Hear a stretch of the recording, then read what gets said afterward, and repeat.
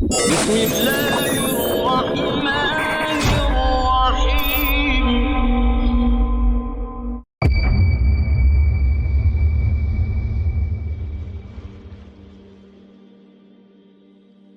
Beaucoup de gens m'ont posé énormément de questions depuis la conférence de la semaine dernière. Mais alors, si c'est ça le soufisme, Jésus alayhi salam, fils de Marie, était soufi, et Suleyman alayhi salam était soufi, et Ibrahim alayhi salam était soufi, et Adam alayhi salam était aussi soufi, m'a demandé un frère. Et oui, la science de la purification de l'âme, le véritable soufisme dans sa forme originelle, remonte à la source de la tradition primordiale. Toutes les expressions différentes de cette tradition primordiale à travers les époques, que ce soit le judaïsme, le bouddhisme, le christianisme, l'hindouisme ou l'islam, ont comme dimension mystique la science de la rectification de l'âme, la science de la purification de l'être intérieur, le chemin de l'union avec le divin, at-tasawwuf, le soufisme. L'islam n'étant que le dernier reflet, la dernière manifestation de cette tradition primordiale, ad-din al-qayyim. Maintenant, nous allons voir aujourd'hui d'où prend source exactement la dimension mystique de l'islam, dans les textes sacrés de la révélation ainsi que dans les citations prophétiques. Et par dimension mystique, je parle bien évidemment de la recherche de l'union avec le Créateur, la transcendance matérielle, pour connaître ou reconnaître la réalité divine. Qu'est-ce que le soufisme exactement? Comment le définir? Et pour répondre à cette question, il nous faudra revenir dans le temps, quelques jours à peine, avant qu'Allah subhanahu wa ta'ala ne rappelle à lui son messager, Muhammad sallallahu alayhi wa sallam, durant cette fameuse période des 81 jours avant sa mort. Et alors que le prophète était assis dans la mosquée de Médine en compagnie de son assemblée, un incident très particulier va se produire.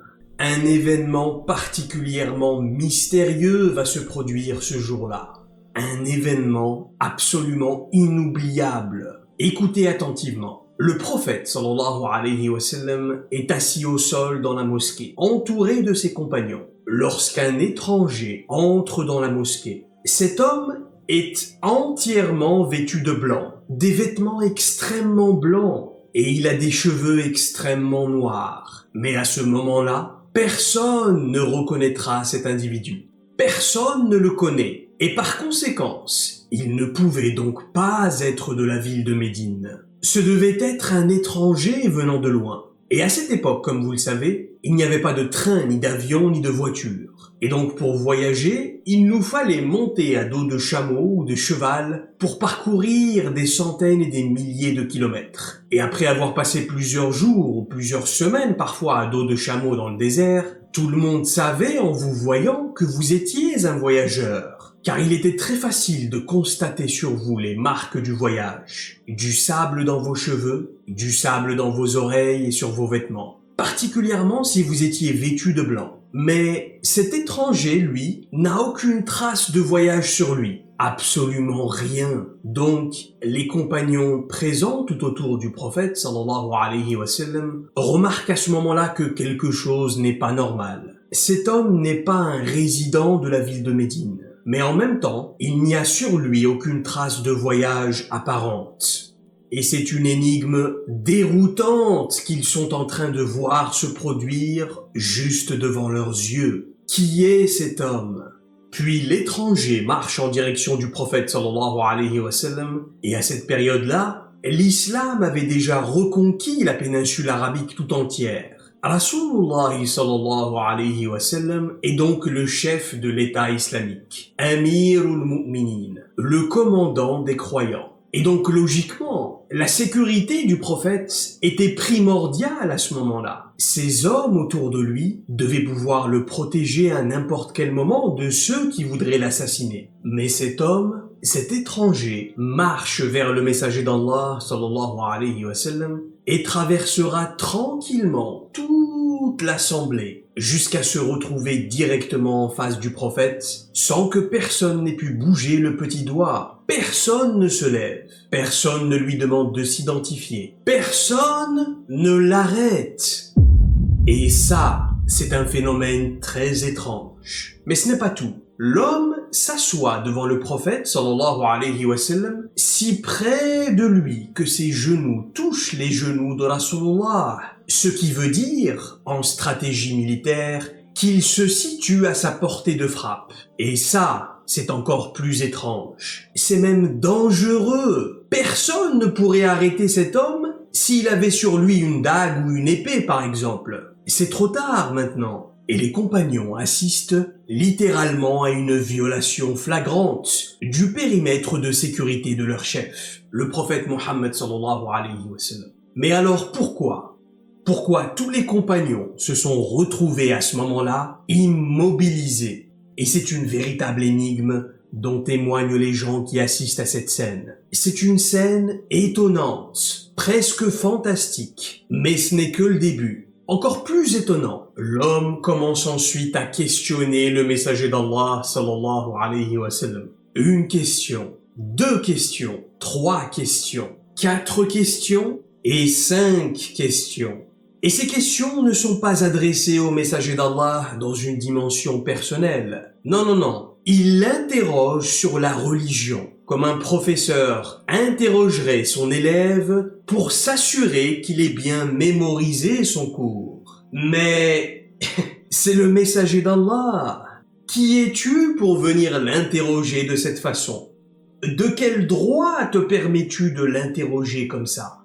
Et de surcroît, sur la religion dont il est le responsable sur terre.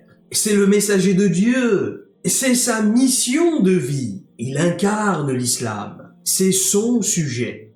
Mais de façon très étrange, Rasulullah sallallahu alayhi wa sallam va se soumettre à l'interrogation de l'étranger. Maintenant, ce qui va être encore plus déroutant pour les gens qui témoignent de cette scène, c'est que le prophète répond effectivement aux questions de l'homme, mais à l'issue de chaque réponse venant du prophète, l'étranger hochera la tête et dira « Sadaqta », tu as dit vrai. Sadaqta, dans le sens « bonne réponse », comme s'il validait les réponses du prophète sallallahu alayhi wa sallam. Mais qui est cet individu?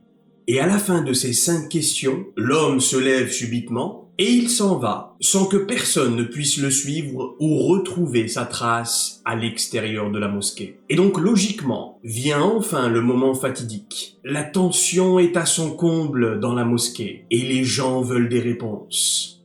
Et ya Rasulullah, qui était cet homme?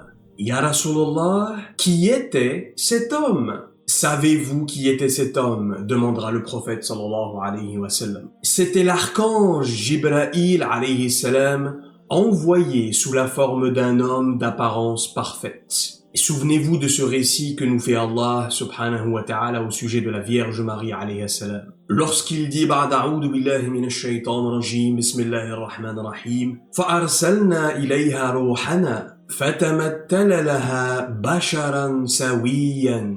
Et nous lui envoyâmes notre esprit qui se présenta à elle sous la forme d'un homme parfait. فَإِنَّهُ جِبْرِيلٌ آتَاكُمْ لِيُعَلِّمَكُمْ دِينَكُمْ dit Rasulullah sallallahu alayhi wa sallam. C'était Jibril alayhi salam, venu vous enseigner votre religion. Et on comprend maintenant que cette mise en scène divine était un enseignement pour les témoins présents. Il ne s'agissait pas d'une évaluation pour le prophète sallallahu alayhi wa sallam, afin de valider ses acquis en religion. Non, haasha. Si dans une classe, je suis le professeur par exemple, et que je décide d'interroger le meilleur élève de la classe, tout en sachant qu'il connaît déjà la réponse à ma question, quelle est mon intention à ce moment-là? Pourquoi poser volontairement la question à celui qui sait déjà? Réponse: pour que tout le monde dans la classe puisse entendre sa réponse, pour enseigner aux autres élèves la réponse juste. Vous comprenez? Et que va demander l'archange Jibril alayhi salam au messager d'Allah? Question numéro 1, qu'est-ce qu'est l'islam? Question numéro 2, qu'est-ce qu'est l'iman? Question numéro 3. Qu'est-ce qu'el ihsan? Question numéro 4. Quand viendra l'heure du jour dernier? Et enfin, question numéro 5. Quels sont les signes de la dernière heure? Maintenant, examinons ensemble au peigne fin les réponses du messager d'Allah sallallahu alayhi wa sallam, ou plutôt devrais-je dire, les réponses qu'Allah subhanahu wa ta'ala va lui inspirer d'exprimer à ce moment-là. Observez attentivement l'ordre des questions. On reviendra sur cet ordre particulier, mais vous allez vite comprendre qu'avec Dieu, rien n'est fait au hasard. Premièrement, qu'est-ce qu'est l'islam? L'islam est le premier sujet de discussion et on comprend ici qu'il s'agit du premier niveau de foi. Qu'est-ce qu'est l'islam? L'islam, c'est l'état de soumission à la volonté du Créateur divin qui se réalise et qui se manifeste par la pratique des 5 piliers de l'islam que va révéler à ce moment-là le prophète sallallahu alayhi wa sallam en disant, je cite, « L'islam, c'est que premièrement, tu professes et tu témoignes qu'il n'est de Dieu qu'Allah et que Muhammad est son messager. » C'est ce qu'on appelle l'attestation de foi, la shahada. Toute personne qui souhaite devenir musulmane commence par prononcer l'attestation de foi qui se prononce de la manière suivante. Ashhadu an la ilaha illallah wa ashhadu anna Muhammadar Rasulullah. Deuxièmement, que tu accomplisses la prière, dit le prophète sallallahu alayhi wa sallam. Que tu accomplisses la salat, c'est-à-dire les 5 prières quotidiennes. Écoutez attentivement s'il vous plaît. Pour accéder à ce premier niveau qui est l'islam, les 5 prières doivent être acquises. De cette façon, je peux considérer que je suis musulman. Que veut dire être musulman ou musulmane? El-Muslim, en arabe, signifie l'être qui est en accord, qui est en harmonie avec la volonté et avec l'intention du Créateur divin.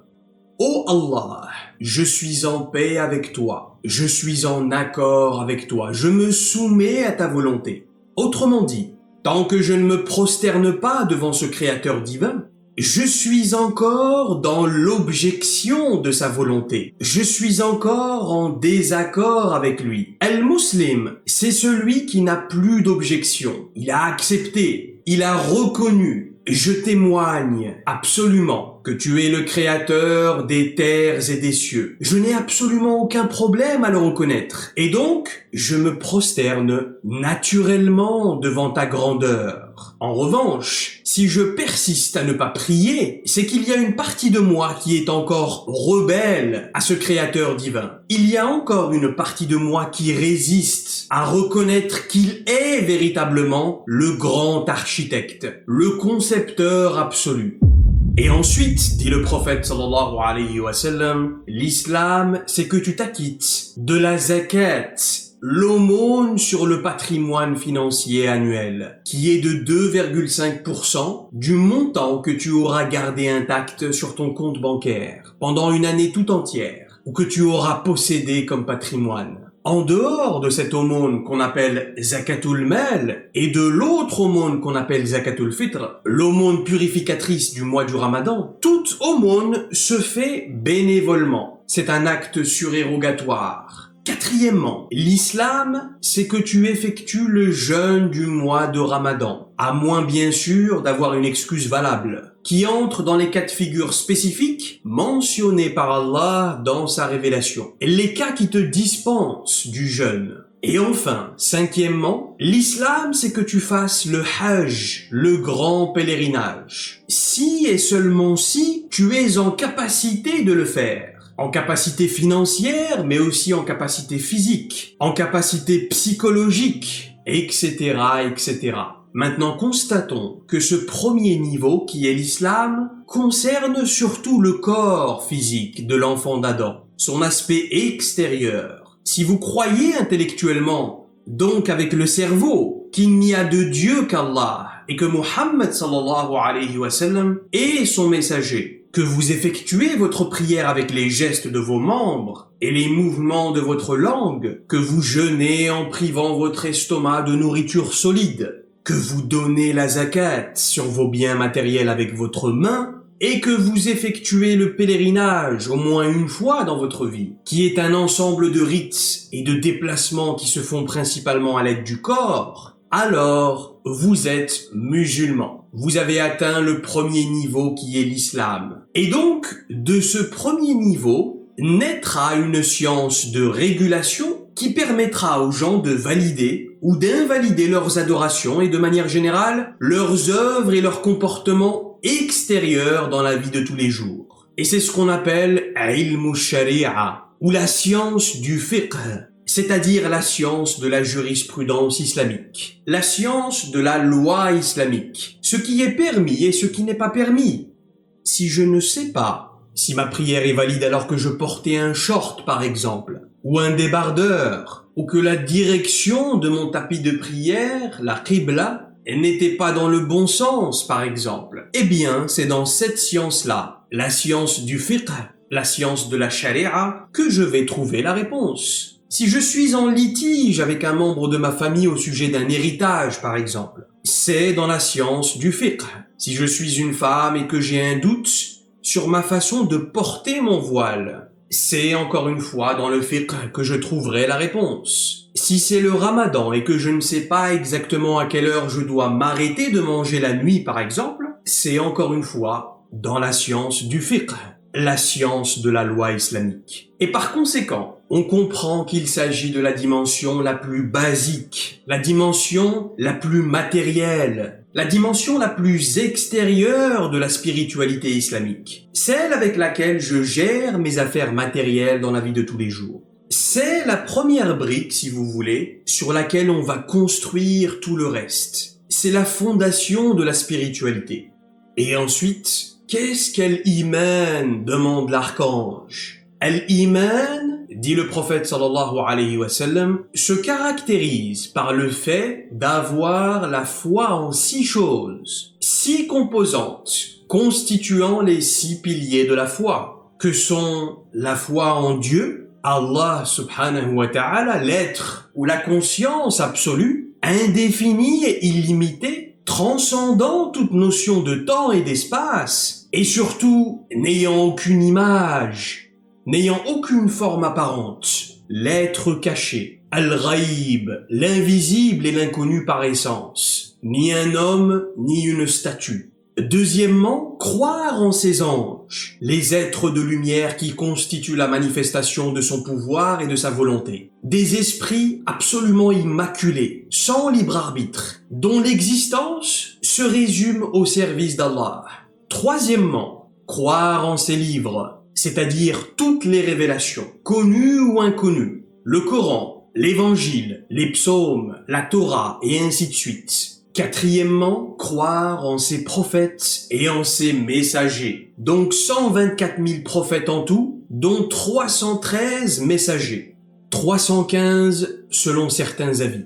Cinquièmement, croire au jour dernier, le jour de la résurrection ou de la rétribution. Ce jour qui durera, comme vous le savez, 70 000 années. Et enfin, croire en la destinée, al-qadar, khayrihi wa sharrihi, ce qu'il contient de positif comme ce qu'il a de négatif. C'est-à-dire avoir constamment la certitude qu'Allah subhanahu wa ta'ala est en parfait contrôle et se trouve effectivement derrière nos plus beaux moments, comme il est aussi derrière nos plus grandes épreuves.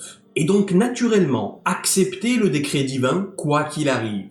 En somme, avec l'islam, on était dans le corps, et maintenant nous voilà dans le cœur. Il n'est plus question maintenant de conviction intellectuelle et d'expression de la foi par des gestes et par des rituels, c'est-à-dire l'exécution d'un certain nombre de gestes codifiés dans une intention cultuelle. Non, ça c'est le premier niveau. Le niveau de l'islam. Maintenant, on parle d'iman, de foi, de yaqin, de certitude. Et laissez-moi vous dire que beaucoup de gens pensent à tort être des mu'minines, des croyants. Alors qu'en réalité, par moments, c'est à peine si on arrive à maintenir nos prières. N'est-ce pas? Et Allah subhanahu wa ta'ala nous en donne l'exemple parfait dans le Coran, dans le verset dans lequel il s'adresse à ces bédouins en leur disant « قَالَتَ الْعَرَبُ آمَنَّا قُلْ لَمْ تُؤْمِنُوا walakin qulu aslamna. Les Bédouins dirent, nous avons cru, nous avons la foi, nous avons al-iman. Et Allah leur répond en leur disant, qul lam tu'minu.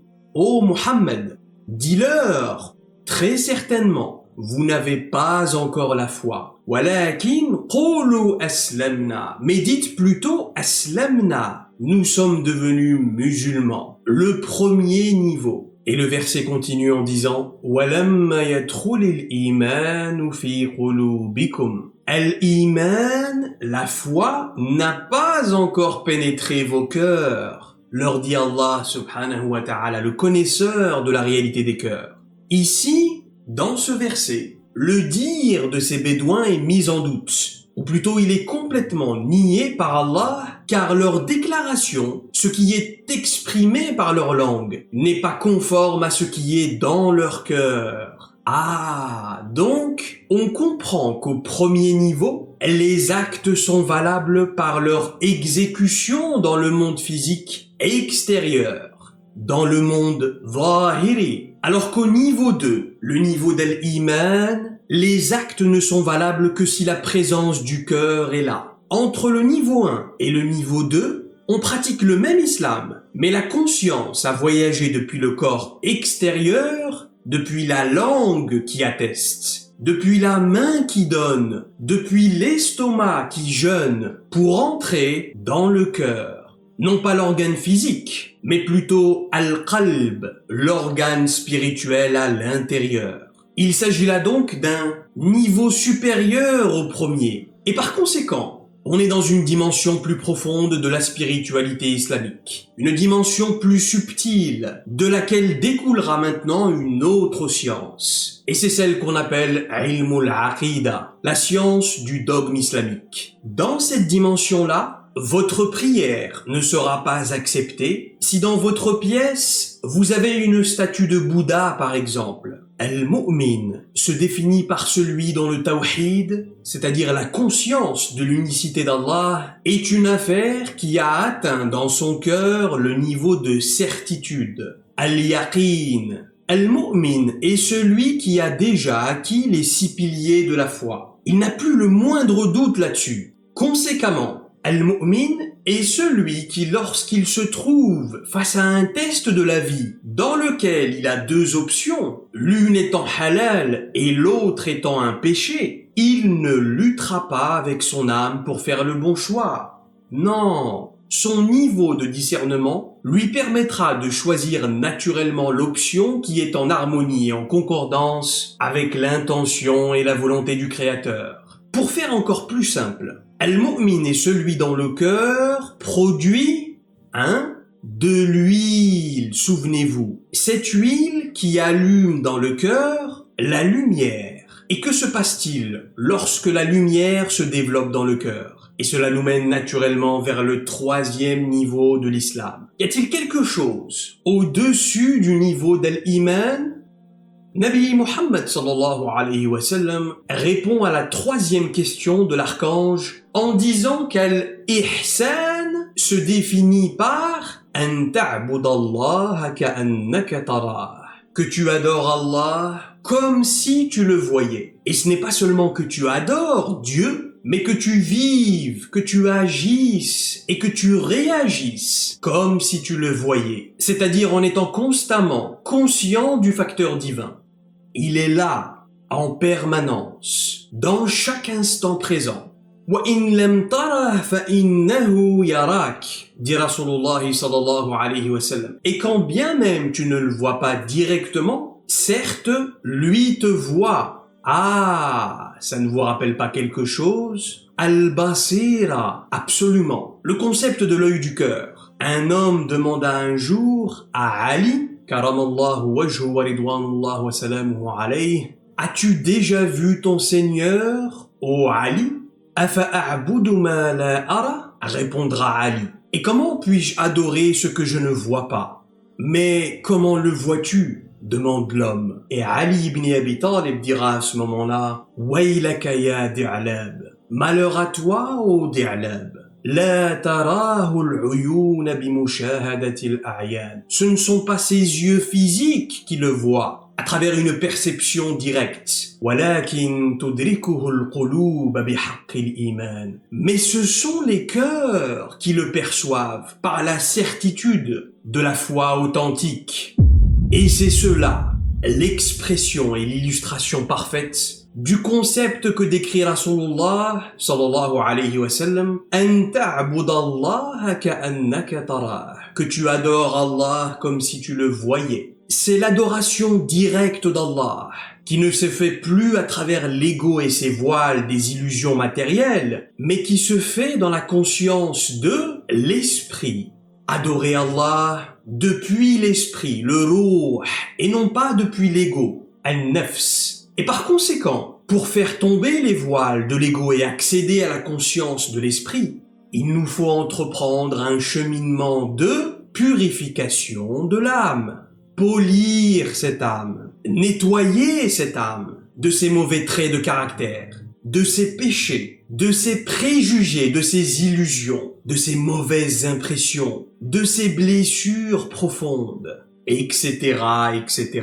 Et à partir de là, dans cette troisième dimension de la foi, naîtra une troisième science, la science de la purification de l'âme, tazkiyatun nafs, plus communément appelée de nos jours at-tasawwuf, le soufisme. Et là, en l'occurrence, à ce niveau-là, ce qu'on cherche est encore plus profond que le fiqh, la loi islamique, la sharia, et c'est encore plus profond aussi que la aqida, le dogme. À ce stade, ça y est, on a passé ce cap. Ces sciences sont acquises à ce niveau-là. Maintenant, on va chercher quelque chose qu'on appellera al-irfan. Notez bien ce mot, qui vient du terme ma'rifa, la gnose. Al-irfan, c'est la connaissance directe de Dieu. On peut même dire que c'est l'expérience du divin. Souvenez-vous de cette conférence sur la gnose, la ma'rifa. Pour simplifier, dans la dimension d'al-ihsan, l'accomplissement des rites et la vivification de la foi dans les cœurs permettent la recherche d'al-irfan, la connexion directe avec le divin, la mystique, si vous voulez. Maintenant, écoutez attentivement. Dans ce troisième niveau d'al-ihsan, prier n'a plus aucun sens si, pendant notre prière, notre cœur est occupé par les futilités du monde d'ici-bas. Non, al-ihsan se traduit littéralement en français par l'excellence, la recherche de l'excellence. En d'autres termes, on ne se contente plus ici de la forme extérieure, des gestes exécutés par le corps et des paroles prononcées sur la langue, mais le véritable soufi, lui, cherchera plutôt dans sa prière la qualité de sa conscience, la qualité de sa connexion avec Dieu. Il n'est plus question ici de la position du corps, mais de la position du cœur, de sa direction et de son état. Pour le véritable soufi, chacune de ces prières constitue une véritable expérience du divin. Ce n'est pas la prière que je dois faire. Non, c'est une véritable rencontre mutuelle entre lui et Allah. C'est littéralement un rendez-vous qui lui permet de s'unir avec Dieu. Le cœur du véritable soufi voit Allah.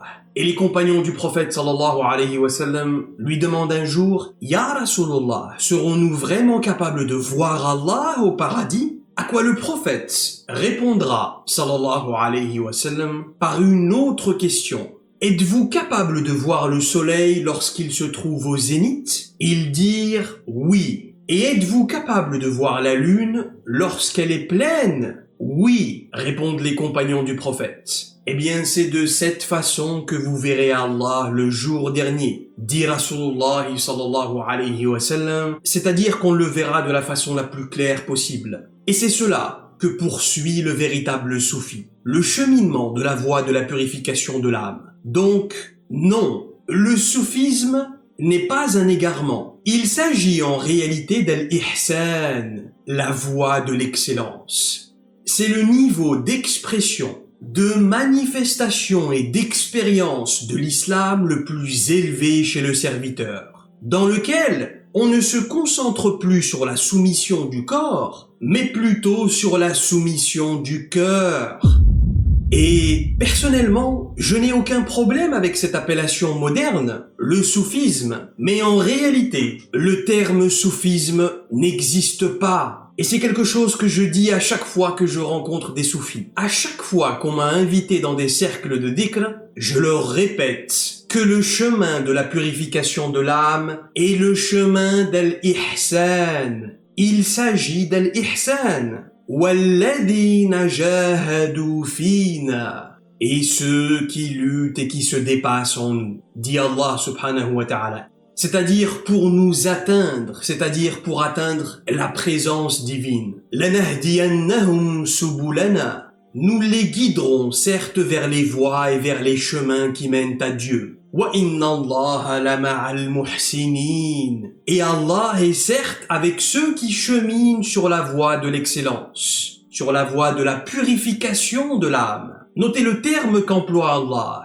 Al-Muhsinin. Al-Muhsinin sont ceux qui luttent sur la voie d'Al-Ihsan, tout simplement. Et c'est le chemin naturel auquel on accède après avoir acquis le premier niveau d'Al-Islam et le deuxième niveau d'Al-Iman. Et c'est pour cela que dans le passé, les grands chouyours, écoutez bien ceci, les grands imams que nous avons mentionnés au début de la conférence, l'imam Abu Hanifa, l'imam Malik, l'imam Shafi'i, Ahmad ibn Hanbal, l'imam An-Nawawi et autres, c'est pour cela que ces grands chouyours de la loi se rendaient eux-mêmes auprès des walis de leur époque, les intimes d'Allah.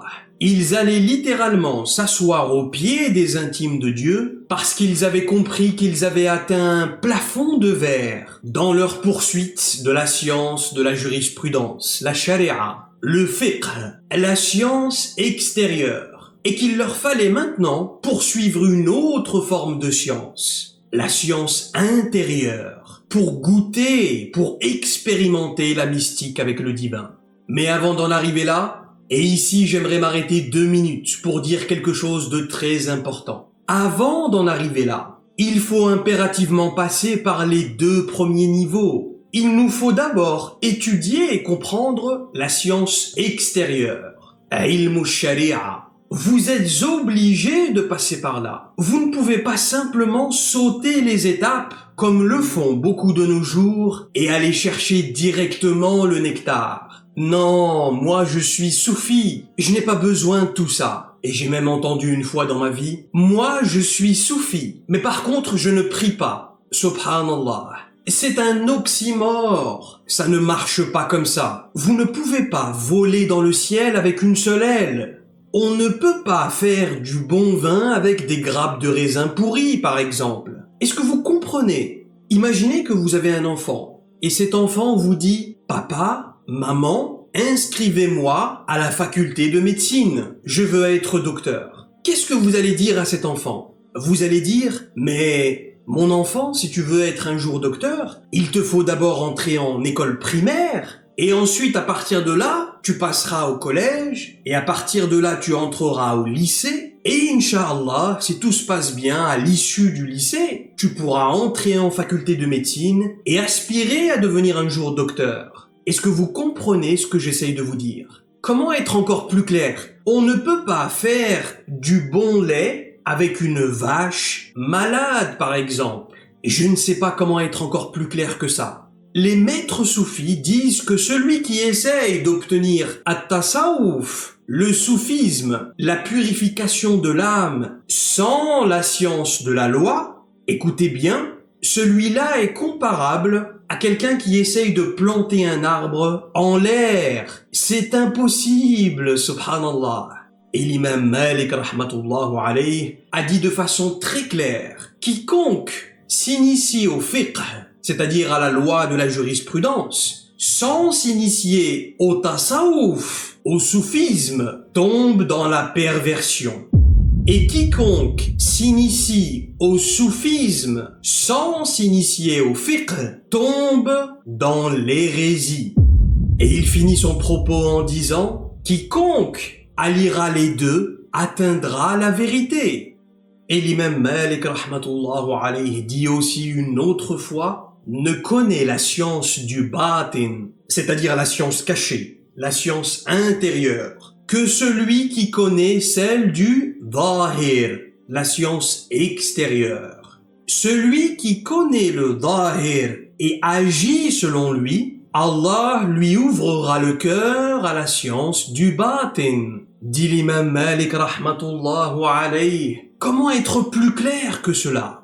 Et écoutez ce que dit Ibn Taymiyyah rahmatullahu alayhi à propos des véritables soufis. Les soufis attachés au Coran et à la Sunna. Dans le 10e volume de Majmou' al-Fatawa, il écrit, je cite, « Quant aux gens de la droiture parmi les itinérants vers Dieu, comme la plupart des pieux prédécesseurs, ils refusent que l'itinérant vers Dieu fasse une entorse aux ordres et aux interdits, quand bien même il volerait en l'air ou marcherait sur l'eau. Au contraire, ils exigent qu'il applique les ordres divins et s'écarte des interdits jusqu'à son dernier souffle. Et ceci est la vérité enseignée par le Coran et par la Sunna et le consensus des salafs. Vous avez entendu ça? Quand bien même il volerait en l'air ou marcherait sur l'eau, l'application des prescriptions et des interdictions doit être acquise par le cheminant et l'itinérant vers Dieu et elle doit être maintenue jusqu'à son dernier souffle, d'après Ibn Taymiyyah lui-même, alayhi rahmatullah. Donc, si vous essayez de voler avec une seule aile, qu'est-ce qu'il va se passer? Vous allez tomber tout simplement. Premièrement, il vous faut acquérir l'aile de la loi islamique pour être en mesure de discerner ce qui est halal et ce qui est haram, pour ne pas vous égarer sur le chemin, parce que même le chemin vers Dieu est semé d'embûches, de pièges et d'illusions. Surtout le chemin vers Dieu, j'ai envie de dire. قال فبما أغويتني لأقعدن لهم صراطك المستقيم. Disait Iblis à Allah dans cette conversation. Puisque tu m'as laissé m'égarer, je m'assoirai pour eux sur ton droit chemin. C'est sur le droit chemin que se trouve Iblis. C'est dans cette quête vers le divin qu'il y a tendu le plus de pièges. Donc, la science extérieure, la loi, la sharia, le fiqh, vous l'appelez comme vous voulez, vous permettra dans un premier temps de réguler votre rapport aux autres dans la société. Comment gérer toutes les affaires matérielles de l'être humain? Qu'est-ce qui invalide vos œuvres et vos adorations? Et ensuite, une fois que vous avez atteint ce premier niveau, une fois que vous avez acquis cette première aile, vous pouvez maintenant aller côtoyer awliya'ullah, les intimes de Dieu, avec lesquels vous apprendrez maintenant à vous envoler. Car seul un vrai wali Allah sera en mesure de vous enseigner comment vous connecter à l'esprit. Car ils sont véritablement les arbabul qulub, les maîtres des cœurs. Vous avez les spécialistes de la loi islamique, vous avez les spécialistes de la science du hadith, vous avez les spécialistes de la récitation coranique, et vous avez awliya'ullah, les intimes de Dieu, qui constituent les spécialistes de l'âme et du cœur, ceux qui sont capables de vous sortir de la prison de l'ego, an-nafs, et de vous guider vers l'esprit, le ruh. Ce n'est qu'une fois avoir rétabli cette connexion avec l'esprit que votre cœur pourra goûter à la lumière de la présence divine. Wassayru ilallah la hadda lah. Et le voyage en direction du divin n'a aucune limite, disent awliya'ullah. Et pour qu'un homme soit considéré comme un véritable waliullah, ce n'est pas lui qui s'autoproclame un wali, comme le font beaucoup de nos jours. Non, celui qui se proclamera à vous comme étant un wali n'est qu'un usurpateur, c'est un charlatan. Les vrais walis sont connus et reconnus par leurs résultats. Ce sont les résultats qui parlent pour eux. Ce sont les gens qui les reconnaissent comme étant des walis. Leur capacité à éduquer les cœurs et à éduquer les âmes des gens. Un wali est un shaykhun kamil. C'est un être réalisé spirituellement. C'est un maître soufi. C'est un véritable guide spirituel. Il est un saint accompli qui lui-même a été mouride. Il a été un cheminant, un itinérant vers Dieu et il a cheminé lui-même sous l'autorité d'un autre véritable wali d'Allah. ce n'est pas n'importe qui. Vous savez que vous avez affaire à un wali d'Allah en face de vous lorsque vous sentez son impact spirituel sur vous. En étant resté 5 minutes avec lui, vous avez quitté sa présence et vous sentez dans votre cœur que vous avez été élevé spirituellement.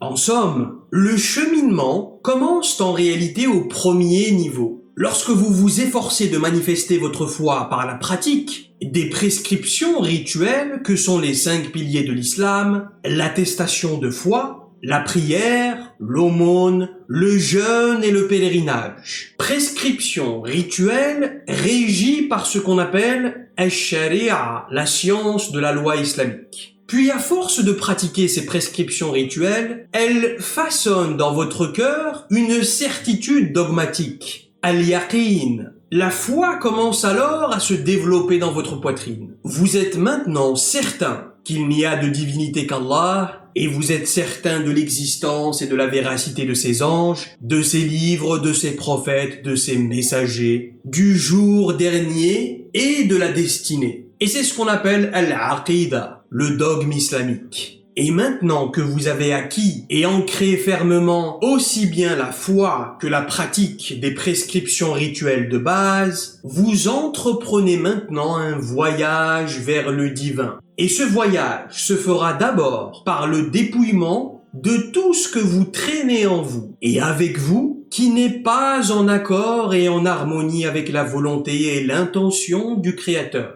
C'est le cheminement de la purification de l'âme. Telle une montgolfière qui aspire à s'élever dans le ciel, de laquelle on retire les sacs de sable et on les jette les uns après les autres. Cette image de la montgolfière, c'est le mouride, le cheminant, celui qui essaye de s'élever vers Dieu. Et à ce stade, le guide spirituel vous accompagne en vous enseignant certaines invocations. Certains adhkar que vous apprenez à répéter tous les jours dans une certaine configuration du cœur. Vous devenez un invocateur. Le dhikr qu'on fait avec le chapelet. Et là, il n'est pas question de répéter des affirmations, comme dans la culture New Age. Non, il s'agit de vivre. Il s'agit d'incarner chaque parole sacrée que l'on prononce. Kul habba bil mahibba, disent les choyours. Chaque perle passe entre les doigts avec amour. Autrement dit, chaque parole prononcée avec la perle du chapelet doit être imprégnée d'amour, c'est-à-dire d'une présence du cœur totale, créant ainsi un mouvement énergétique intérieur qui impactera l'âme du cheminant à chaque séance de dhikr, que ce dhikr soit pratiqué individuellement ou collectivement. Et ce travail répété l'amènera à un niveau de conscience et de pureté intérieure depuis lequel il commencera à expérimenter la présence divine. À partir de là, il s'agit d'un autre cheminement. Ce n'est plus un cheminement vers Dieu, c'est un cheminement en Dieu. Et c'est la station du Arif Billah, le gnostique, ou le véritable soufi.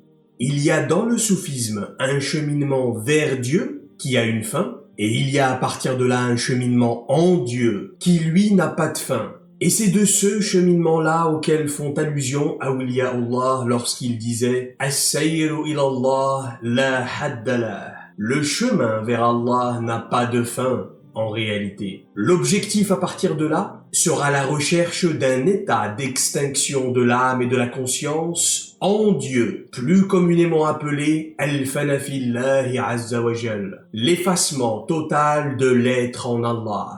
Pour atteindre ce but, le maître spirituel, le wali, va commencer à enseigner aux mourides les sciences transcendantales ou les gnoses divines, al-ilmu al-ladouni. À ce stade, l'élève apprend à exister dans les couches de profondeur les plus subtiles de son être. Durant les exercices de tafakkur, de contemplation ou de muraqaba, l'observation intérieure ou la vigilance intérieure, ces états de conscience descendent progressivement vers les niveaux dimensionnels subtils du cœur. Qalb, sir, sirru sir, akhfa et khafa. Le qalb, le niveau en surface du cœur, Sir, le niveau du secret. Sirru sir, le niveau du secret du secret. Akhfa, l'invisible. Et enfin, khafa, l'invisible de l'invisible. À ce niveau-là, le mouride commence alors à invoquer Allah depuis une profondeur du cœur particulière. Il l'invoque par ses noms divins secrets. Il invoque Allah par le secret dans le secret. Et à partir de là, Allah subhanahu wa ta'ala va commencer à lui ouvrir sous la forme de théophanie ou de manifestation divine les réalités cachées en toutes choses. Il lui dévoile progressivement l'essence divine présente en toutes choses. Il lui permet alors de pénétrer les apparences extérieures pour atteindre les réalités intérieures des situations et des individus. Plus le cheminant avance vers l'extinction de son être en Allah, plus Allah Azza wa Jal lui ouvre son hijab du cœur. Et quelle est la quintessence de ce chemin? Eh bien, une fois avoir passé ce cap du fana, le fana fillah, l'effacement total de l'être dans la réalité divine, le cœur de l'itinérant est maintenant parfaitement poli. C'est maintenant un être spirituel réalisé. Il incarne le miroir parfaitement poli et parfaitement nettoyé sur lequel se réfléchiront maintenant les expressions et les manifestations du divin dans le monde d'ici-bas. Il devient maintenant un instrument divin sur terre. Mais ce n'est pas tout. Pour perfectionner son détachement de la vie matérielle et son extinction dans la conscience divine, son maître le fera passer par l'étape inévitable de la khalwa, la retraite spirituelle, une étape cruciale dans laquelle il s'éteindra au monde extérieur par l'occultation des sens physiques, pour que puissent s'éveiller pleinement les dimensions profondes de son cœur. Mais cela ne se réalise qu'en respectant les conditions de la khalwa. Ce n'est pas une promenade spirituelle, comme le pensent beaucoup aujourd'hui. C'est un exercice extrêmement difficile pour l'âme. Il s'agit d'entrer dans une configuration du corps et du cœur dans laquelle, premièrement, on prive les yeux de lumière. Deuxièmement, on ne parle pas. On ne s'adresse à personne, aucun contact avec le monde extérieur. Troisièmement, on observe le jeûne tous les jours. Et quatrièmement, on ne dort pas la nuit, très peu de sommeil dans la retraite spirituelle. De cette façon, Allah subhanahu wa ta'ala permettra au cœur de s'ouvrir en profondeur à ces différents niveaux dimensionnels jusqu'à ce que le mouride atteigne l'ouverture complète de son cœur. Cette ouverture est bien connue des awliya et des prophètes. Elle se caractérise par le déblocage des 6 réalités du cœur. Et il ne s'agit pas ici d'acquérir des super pouvoirs, mais il s'agira de retrouver les capacités d'existence et de perception illimitées du cœur, que sont haqiqatul jadba, la réalité de l'attraction, haqiqatul faïd, la réalité de l'émanation, haqiqatul tawassul, la réalité de la connexion, haqiqatul tawajjuh, la réalité de l'alignement, haqiqatul irshad, la réalité ou le secret de la guidance, et enfin haqiqatul tayy, comme dans tayyul ard, c'est-à-dire la capacité de plier le temps et l'espace. Une science qu'on commence à peine à découvrir de nos jours grâce à la physique quantique. Et à partir de là, ce mouride n'est plus un mouride, ce n'est plus un cheminant, ce n'est plus un itinérant vers Dieu. Il est désormais un véritable maître soufi. Et à son tour, il commencera alors à déverser dans les cœurs de ses élèves, par le pouvoir de l'émanation de son cœur, haqiqatul faïd, tout ce qui a été déversé dans le sien. Comme a dit Rasulullah sallallahu alayhi wa sallam au sujet d'Abu Bakr as-Siddiq radiyallahu anhu wa ardah, lorsqu'il dit « J'ai déversé dans le cœur d'Abu Bakr tout ce qu'Allah avait déversé dans le mien ». Et vous comprenez maintenant pourquoi est-ce qu'un maître soufi et un littéraliste, wahhabi et najdi, et autres pseudo-salafis n'ont absolument rien à se dire. Ils ne sont pas dans la même dimension. Ils ne parlent pas le même langage. Ils vivent littéralement dans 2 mondes différents. C'est-à-dire que chacun d'entre eux vit une réalité dimensionnelle de l'islam qui est complètement différente. Le premier, celui qu'on appellera le littéraliste, ou le najdi, ou le wahhabi, ou autre pseudo-salafi ne vit un islam que dans son aspect littéral. Il n'expérimente l'islam qu'à travers la science de la loi. Halal, haram, ce qui est permis et ce qui n'est pas permis. Alors que l'autre, le véritable soufi, et je ne parle pas bien évidemment de ceux qui se sont égarés en chemin, je parle du véritable soufi, le véritable arif billah, al-muhsin, celui qui a entrepris la voie d'al-ihsan. Lui expérimente un islam dans sa dimension de ma'arifa, c'est-à-dire qu'il est dans la mystique, qu'il est constamment en train de chercher l'expérience du divin ou la gnose. Donc, très souvent, ces pseudo-salafis qui passent leur temps à accuser les autres de bid'a et d'innovation ne sont en réalité que prisonniers de leur propre bassesse spirituelle. En d'autres termes, en prenant conscience que les véritables soufis jouissent d'une expérience spirituelle beaucoup plus profonde et beaucoup plus riche, ils vont se mettre à les blâmer et à les pointer du doigt, car au fond d'eux, ils ne supportent pas qu'un autre jouisse d'un avantage qu'eux-mêmes ne possèdent pas et auquel ils n'auront probablement jamais accès. Car ils ont fait le choix de s'ancrer profondément dans le littéralisme religieux. Et oui, c'est le syndrome du serpent qui se mord la queue. Qu'Allah subhanahu wa ta'ala nous permette de puiser et de recevoir de cette lumière qu'il a déversée dans les cœurs de ses intimes parmi les salihin et les awliya. Bismillahirrahmanirrahim. Wal asri innal insana lafi khusr illa alladhina amanu wa amilus salihat wa tawasaw bil haqq wa tawasaw bis sabr.